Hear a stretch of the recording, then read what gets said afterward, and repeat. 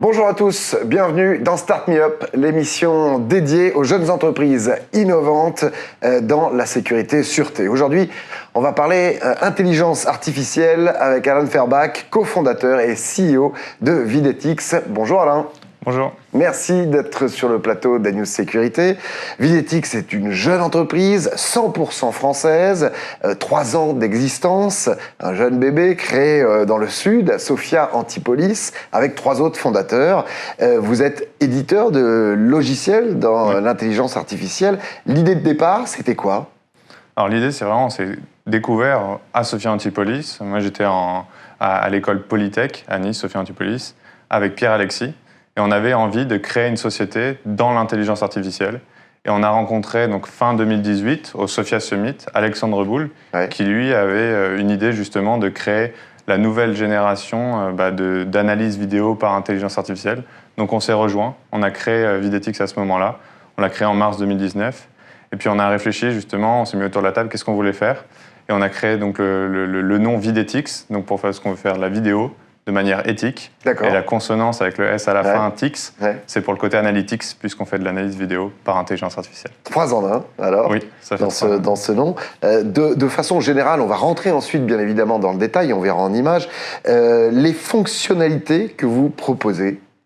Alors, ils sont divers, c'est vrai que c'est très transverse sur les verticales métiers qu'on va adresser. Mais on va pouvoir récupérer les flux provenant des caméras de vidéoprotection. On travaille aussi même avec des sociétés qui font de la domotique, ou même du drone. Donc, on récupère les flux, on vient les analyser, faire de la détection en fait, d'objets. En l'occurrence, principalement, ça va être la détection de personnes, la détection de véhicules, mais on travaille aussi dans le milieu maritime. Alors justement, on va voir des images pour détailler ces fonctionnalités et la façon dont fonctionne votre système.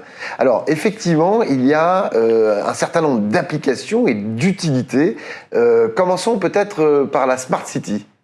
C'est vrai que sur Smart City, il y a différentes thématiques. Il y a la sécurité, la sûreté et la mobilité. On va pouvoir détecter des véhicules à contresens, remonter cette information. Justement, en fait, on va pouvoir définir un scénario autour de la caméra. Le but, c'est toujours le même, justement, à pouvoir créer des barrières virtuelles, des zones virtuelles qui vont nous permettre de pouvoir vraiment d'analyser, de filtrer les informations. Donc, on va pouvoir détecter des personnes qui sont dans un tunnel, des personnes qui sont justement sur l'autoroute, donc qui sont en danger. Il va falloir justement alerter ça, l'opérateur, en temps réel, toujours, on insiste sur le côté temps réel parce que c'est vraiment important. Et après, la partie vraiment statistique, mobilité, compréhension de la ville, pour qu'après, les élus et les gestionnaires d'infrastructures puissent prendre des décisions éclairées par rapport vraiment à leurs citoyens, comment ils ont l'habitude de fonctionner, vraiment comprendre toutes les mobilités. On ne s'arrête pas, c'est jusqu'au véhicule, on va vraiment aller plus loin, savoir si c'est un véhicule léger, véhicule lourd, les piétons. Savoir par exemple combien de piétons il y a sur un même endroit au même moment. Oui, la vitesse aussi de ce flux de déplacement, c'est toutes les statistiques qu'on va pouvoir remonter. On va pouvoir travailler sur justement, on nous demande de plus en plus les trottinettes, donc détecter les trottinettes, détecter les vélos, pour vraiment comprendre et vraiment avoir presque une carte de fréquentation en fonction des catégories qu'on peut détecter. Parce qu'en fait, on se base sur la détection d'objets. Bien sûr. En quoi une ville, par exemple, peut être intéressée de savoir combien il y a de personnes au mètre carré, on va dire, par exemple, au même moment? Souvent, on nous demande, parce qu'il va y avoir un changement d'infrastructure, ils vont faire des zones de fraîcheur, donc ils ont besoin vraiment de comprendre comment les citoyens ont l'habitude d'utiliser l'espace public, pour après changer. Aussi, souvent dans les zones commerciales, ils ont vraiment besoin de savoir comment les fréquenter pour pouvoir aussi remonter des informations aux commerçants en disant, voilà, la plupart des gens arrivent en tram ou autre. Généralement, justement, les villes mettre des dispositifs, des tramways ou autres, et il faut qu'ils montrent l'efficacité, on va dire, de ces dispositifs-là, et ça, ils peuvent le faire grâce à cette partie-là. Parce que c'est vrai que la vidéo est très peu utilisée. Il y a des statistiques qui disent que seulement 10% des flux sont visualisés. Donc là, ça englobe pas que les Smart City, ça inclut bien sûr aussi toutes les entreprises privées. Parce que bien évidemment, souvent on stocke les images, on vient seulement constater qu'en effet, il y a eu un incident, mais nous, ce qu'on veut, c'est l'exploiter en temps réel et remonter ces statistiques justement sur un CSU ou autre, en fait, là où la donnée est essentielle pour pouvoir prendre des décisions. Donc là, dans la ville, et en termes de transport, ça peut aider, par exemple, à calculer la fréquence de passage d'un tramway, d'un bus, en fonction de la fréquentation, à ce moment-là, d'un point de la ville. Oui. En fait, nous, vraiment, notre volonté, c'est d'arriver sur de l'existant. On va pérenniser les investissements déjà effectués par les villes, ou même justement dans les tramways, il existe déjà des caméras.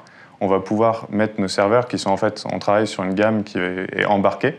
Donc cette gamme embarquée va pouvoir analyser jusqu'à une vingtaine de flux. D'accord. Donc directement dans un tramway, dans un bus, donc qui est en plus conditionné pour résister à des températures différentes, à des vibrations, donc vraiment dans des milieux plutôt hostiles, qui consomment peu, qui consomment seulement 30 watts et pour analyser une vingtaine de flux. Donc c'est vraiment efficient et on travaille beaucoup là-dessus. Et donc c'est vraiment intéressant parce que sur les parties tramway, par exemple, on va travailler sur l'estimation de densité.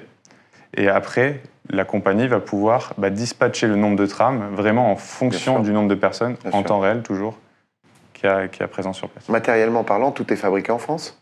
Matériellement, on se base sur des solutions existantes. Ouais. Donc nous, on est partenaire NVIDIA. Ouais. Donc vraiment, c'est la seule dépendance, on va dire, qu'on a, c'est qu'on travaille sur du NVIDIA. Et après, on va pouvoir travailler avec différents fournisseurs de serveurs, du Dell, du HPE. Et tout, par contre, le logiciel est intégralement fait et internalisé, que ce soit nos algos concrets sont 100% français et toute l'IHM et autres est aussi 100% français. Alors le particulier peut également être concerné, entre autres, pour des propriétés de prestige, comme vous appelez. C'est-à-dire, quelle serait l'utilité ici? Alors là, on a eu un cas d'usage. Donc c'était une villa sur un Matuel qui avait vraiment des besoins spécifiques. Il y avait énormément de fausses alertes, puisque c'était en fait une villa qui était équipée vraiment comme une petite ville. Il y avait plus d'une quarantaine de caméras, des caméras visibles, des caméras thermiques, du PTZ. Il y avait des barrières infrarouges, des barrières anti-appui. Donc il y avait vraiment plusieurs centrales d'alarme. Et en fait, ça faisait tout le temps déclencher, puisqu'on est une région un peu venteuse, on va dire. Donc ça venait déclencher. Il y avait aussi 2 Golden Retriever en liberté, justement. Donc on a vraiment mesuré plus de 200 fausses alarmes par jour. C'était fort. Donc ce qu'ils ont fait, c'est tout simplement débrancher, comme bien souvent c'est ce qui arrive. Ils ont rajouté des gardes, des maîtres chiens. Et nous, on est arrivé en disant, on va récupérer l'information qui est une alarme, et on vient voir vraiment si c'est effectif, avec de l'intelligence artificielle. En l'occurrence, on est parti, on a créé notre propre base de données, parce qu'on était sur des caméras thermiques. Les caméras thermiques, il n'existe pas de base de données en fait en France. Il existe une seule, qui est une salle de FLIR, mais qui est vraiment sur des caméras, on va dire, de véhicules autonomes. Donc, qui n'est pas du tout, en fait, le point de vue qu'on va avoir. C'est toute l'adaptation que nous, on a, en fait, en interne, l'expertise qu'on a en interne. On est parti de zéro. On a créé un algorithme vraiment spécifique pour cette villa-là. Et maintenant, on a 1 ou 2 fausses alarmes par semaine. D'accord. Donc là, on a pu vraiment avoir un impact. Donc, qui dit utilisation dans une maison particulière dit également, par exemple, un bateau plus ou moins grand. Ça peut aller du beau bateau à voile au yacht, plus grand. Là aussi, j'imagine que c'est pas simplement pour les intrusions. Alors, il y a eu le côté intrusion. Et justement, ce même monsieur, quand il a vraiment compris qu'on pouvait faire du sur-mesure, parce qu'on était parti de zéro sur les caméras thermiques. Alors, on n'a vraiment pas tous les mêmes problèmes. Non. Sur ce yacht, il y avait une caméra qui était submergée. D'accord. Donc cette caméra submergée était reliée à un écran dans sa chambre, dans le salon. D'accord. Et en fait, c'était pour voir justement, par exemple, les dauphins qui viennent... les fonds marins, sympa, Voilà, longer la coque du bateau, généralement, quand ils sont en navigation. Et la plupart du temps, en fait, il avait investi dans ce matériel-là, mais quand il allumait la télé, il n'y avait rien. Il a dit, mais si j'ai bien compris ce que vous faites, vu que vous faites la détection d'objets, est-ce que le dauphin ne peut pas être considéré comme un objet et faire un détecteur de dauphin? D'accord. Donc on a travaillé là-dessus et en 1 semaine, on a réussi à faire justement un détecteur de dauphin qui remontait l'information au capitaine. Le capitaine valide si c'est bien justement un dauphin qui est bien détecté. Il sait s'il peut déranger monsieur ou pas et il vient justement le prévenir. C'est un bon client, chouchoutez-le. S'il vous invite, vous me prévenir aussi. J'imagine qu'en termes de navigation, ça peut aussi signaler une bouée, quelque chose qui flotte sur l'eau qui peut être dangereux, comme on le voit sur les grandes transats, et justement prévenir le skipper ou le marin d'éviter ces objets. C'est vrai que le cas d'usage est vraiment divers. Et semaine dernière, on était sur le salon Vivatech. Et on a discuté avec une société qui faisait des drones. D'accord. Et qui, en fait, venait de remporter un marché à La Réunion. Il disait, nous, en fait, ce qu'on veut, c'est détecter les requins avec notre drone. Et vu qu'en fait, on était parti du cas plutôt ludique où on détectait les dauphins. Et dans quel but, là Le but, vraiment, de savoir, de recenser, de détecter justement les requins qu'il peut y avoir autour de... Peut-être alerter les plages, super. Aussi. Et après, on a pu travailler sur des manifestations d'intérêt qu'il y a justement pour les Jeux Olympiques, où justement, sur les plans d'eau, il va y avoir des manifestations. Bien sûr. Et là, pour le surf. Pour le surf, pour justement... Donc là, c'est côté... On détecte le bateau, et on vient aussi aller plus loin, comme les véhicules, classifier quel bateau c'est, est-ce que c'est un optimiste, est-ce que c'est un vrai, voilà. Donc ça c'était avec quel département d'outre-mer? Alors, la partie requin, c'était avec La Réunion. La Réunion, effectivement, où ils ont beaucoup de problèmes. Et aujourd'hui, très peu de plages où se baigner, qui sont des plages très courtes avec des filets, parce qu'effectivement, il y a beaucoup de risques, mais c'est normal. Le requin retrouve... c'est son univers, hein, on ne va pas le chasser non plus. Pour rester dans le maritime, très rapidement, les ports également peuvent être intéressés. Et sous quel aspect? Alors, il y a deux aspects. Le port de plaisance va plutôt être intéressé pour la gestion du plan d'eau. D'accord. Savoir où sont positionnés les bateaux. Mieux les garer pour avoir le plus de place. Voilà, savoir où sont les places libres, en fait, ouais, tout simplement. Parce que c'est vrai qu'actuellement, tous les matins, généralement, il y a un des opérateurs du port qui fait tout le tour pour savoir quel bateau est parti, quel bateau n'est pas parti, quels sont les emplacements libres. Et ça, on peut l'automatiser avec les solutions d'IA. Et après, les autres cas de figure dans les ports de commerce. Donc là, on retrouve le côté aussi... comptage, statistique, parce qu'il y a beaucoup de véhicules, beaucoup de poids lourds qui peuvent y passer. Et on a un cas d'usage intéressant. Alors, on ne l'a pas déployé encore sur du maritime, mais on l'a déployé dans l'industriel. C'est en fait, on a pu travailler sur la logistique. D'accord. Il y avait un semi-remorque qui arrive à l'entrée, justement, devant une barrière. Il y a une caméra LAPI classique qui vient récupérer l'information. Et nous, par contre, on avait d'autres caméras qui étaient placées sur les flancs, on va dire, du semi-remorque. Et on venait détecter et identifier, en fait, le container grâce à un numéro qui était placé souvent en haut à gauche du container. Et on vient s'assurer que les deux containers placés sur le semi-remorque étaient bien positionnés sur le bon semi-remorque. Pour éviter tout problème de logistique et qu'en fait un container arrive à un entrepôt où il ne devait pas être. Et puis évidemment, les sites sensibles, Seveso, qui là, de façon encore plus grande qu'une propriété privée luxueuse, peuvent avoir besoin de protéger non seulement le site en lui-même, mais l'environnement autour. Oui. C'est vrai qu'il y a la protection des biens qu'on retrouve, qui est justement similaire, on va dire, à la protection des villas de prestige.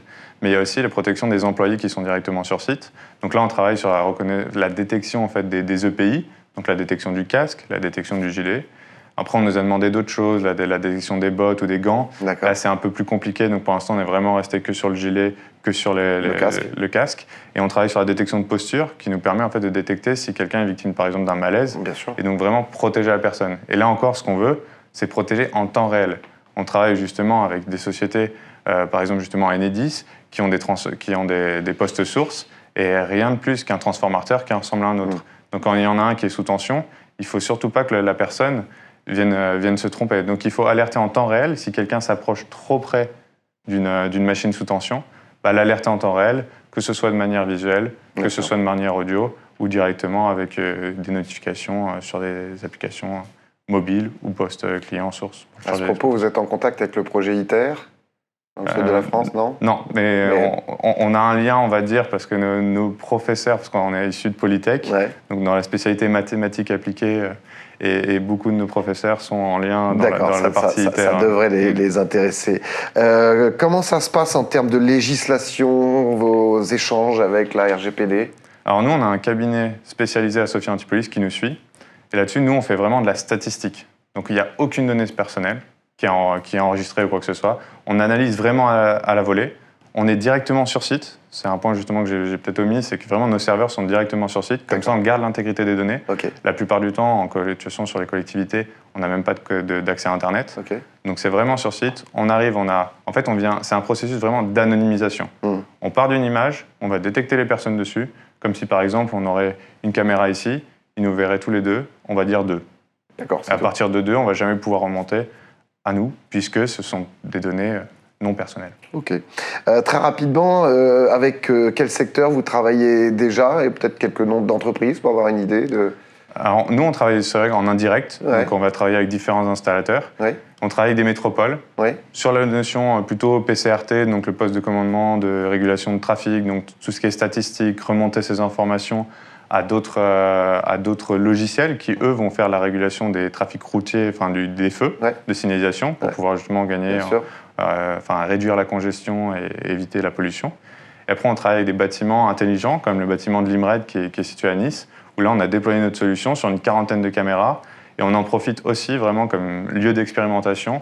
Donc, on travaille avec d'autres sociétés qui sont aussi sur Sophia Antipolis, on est très, on va dire, local, sur justement renvoyer ces informations statistiques à d'autres logiciels qui, eux, vont faire la modélisation 3D, vraiment pour avoir un jumeau numérique du bâtiment en temps réel. Pour terminer, en quelques mots, la prochaine étape de Videtix? Alors là, la prochaine étape, ça va être justement en levée de fonds. Donc on a eu vraiment, dès le début, on voulait avoir une croissance organique. Oui. On a commencé justement à faire du chiffre d'affaires. Là, on a notre directeur commercial qui vient de nous rejoindre très récemment. Oui. Donc là, on va vraiment pouvoir accélérer notre développement. Oui. On est en train de monter un très beau consortium pour tout ce qui est justement Coupe du Monde de rugby 2023 et aussi JO 2024. Donc là, on va avoir des subventions de la part de BPI. Super. Et notre volonté, justement, pour avoir ces subventions, il faut avoir des fonds propres qui sont en adéquation. Donc justement, on est en phase de levée de fonds pour pouvoir continuer à déployer, recruter justement, que ce soit côté commercial, mais aussi le côté développeur, pour pouvoir répondre à la demande en fait, du client, du marché actuel qu'on adresse. Parfait. Eh bien, longue vie à Videtix. Merci Alain Ferbach. Merci à vous. Merci beaucoup à la Dream Team Agora, à la production et à la réalisation. Toutes les émissions à News Sécurité sont à découvrir sur ce site. On se retrouve très rapidement. En attendant, prenez soin de vous. Ciao.